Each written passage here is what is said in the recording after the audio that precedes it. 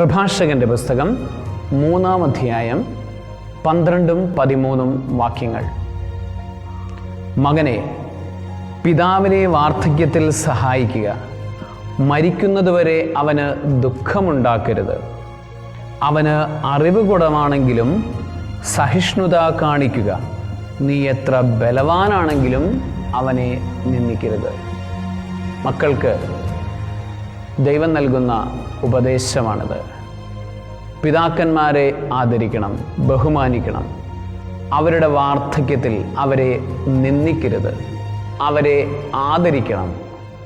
അവർക്ക് ബലക്കുറവാണ് ഉള്ളതെങ്കിലും അറിവ് കുറവ് ഉള്ള അനുഭവത്തിലൂടെയാണ് അവർ കടന്നു പോകുന്നതെങ്കിലും നീ ഒരിക്കലും അവരെ നിന്ദിക്കരുത്.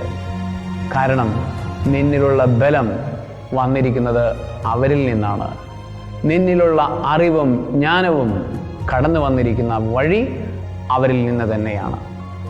ആകയാൽ മാതാപിതാക്കന്മാരെ ബഹുമാനിക്കാനുള്ള അഭിഷേകം നിങ്ങൾക്കെല്ലാവർക്കും ലഭിക്കുമാറാകട്ടെ. പിതാവിൻ്റെയും പുത്രൻ്റെയും പരിശുദ്ധാത്മാവിൻ്റെയും നാമത്തിൽ ആമേൻ.